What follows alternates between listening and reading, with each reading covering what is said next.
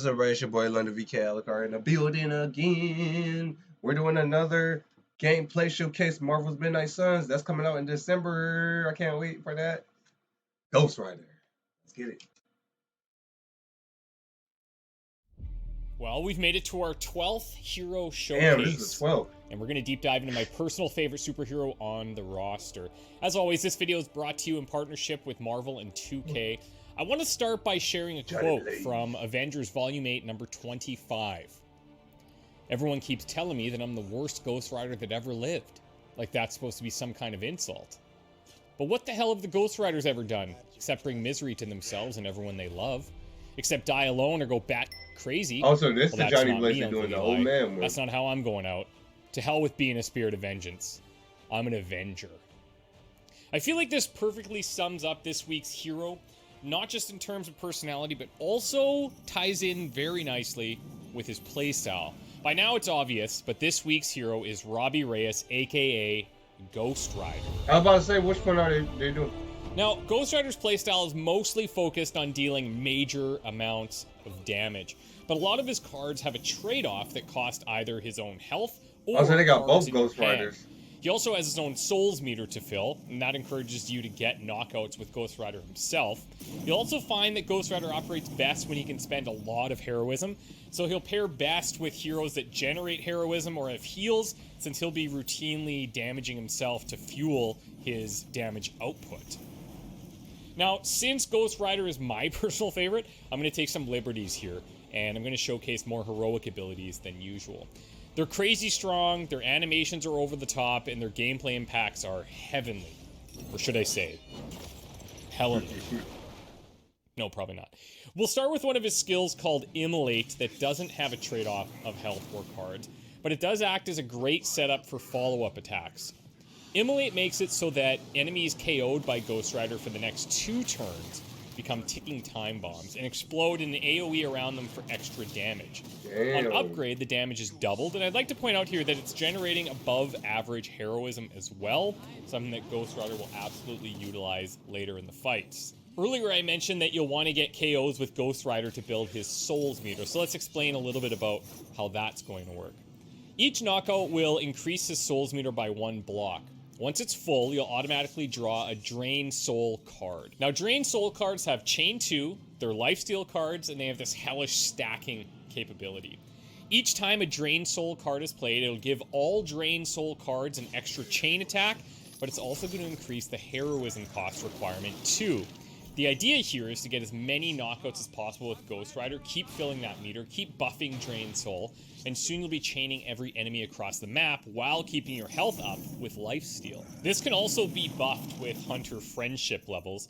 At level 1, filling the souls meter will buff Ghost Rider's health by 15%, and at level 2, it's going to reduce the number of souls required to fill the meter by 1. Now keep in mind, you can only trigger the health buff twice per battle, so plan accordingly. Okay, it's heroics time.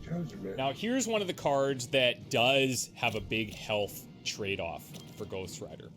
Judgment is going to consume 25% of Ghost Rider's current health, and it's going to damage an enemy and everything nearby at a rate of 2 damage for every health that you traded. So keep in mind with some of the previous things we've already discussed, as his health goes higher, you're going to have more health to trade for cards like this. The upgrade for this card is nice because it makes your positioning decisions a little bit easier. Instead of hitting everything with the nearby damage, it will only impact enemies. This next heroic card could easily have been a Midnight Suns golden heroic ability, in my opinion. But for Ghost Rider, I guess everything he does is awesome. Hellride is just one ability that stuck with me from the early preview event I did many months back, just for how over the top it is. When casting Hellride, Ghost Rider's going to summon his ride from the depths, and he runs over every enemy in a line for major damage. The trade-off, however, it could hurt. After playing Hellride, your entire hand will be discarded. Obviously, get creative with your timing here, and it can be less of a problem or potentially no problem at all if it's the last card in your hand. The upgrade for Hellride is pretty nice too. It just gives you more damage, and you could get late game mods that add other status effects. In this case, you're seeing you can apply vulnerable to every enemy that you hit as well.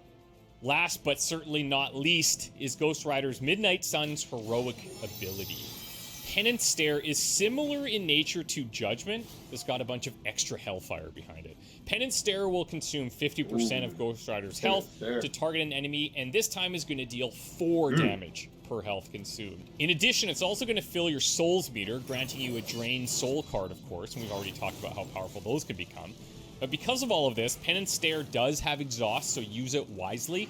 In an ideal scenario, when you're on empty souls, for hellish efficiency, of course. So that's it. That's Ghost Rider. We've now covered all of the announced heroes on the roster for Midnight Suns. So who's up next? A lot of guesses flying around.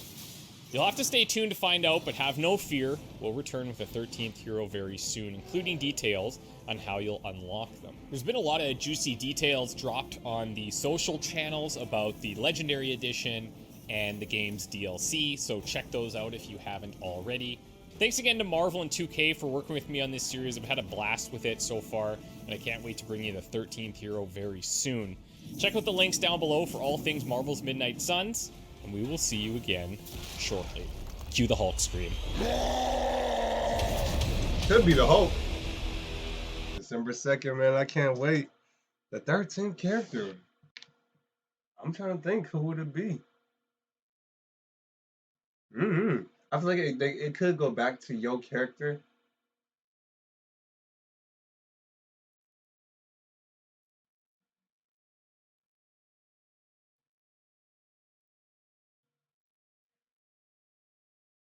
Or it could be Strange, the DLC version of I think it's Sorcery Strange. That could be the last 13th character. Let me know in the comments below, who do y'all think is going to be the... Well, I don't know if this is the last character of the roster. I'm thinking it's either your character, they're going to do some more deep dive on your character, or it's Sorcery Strange, I'm thinking. And while y'all down there, make sure y'all bite that like button, bite that subscribe button, become a member of the Vamp Army, because all we are is in the feeding frenzy for blood. It's been your boy, 𝖚𝖜𝖜𝖚, and I want to thank y'all for sitting here watching the video with me. Take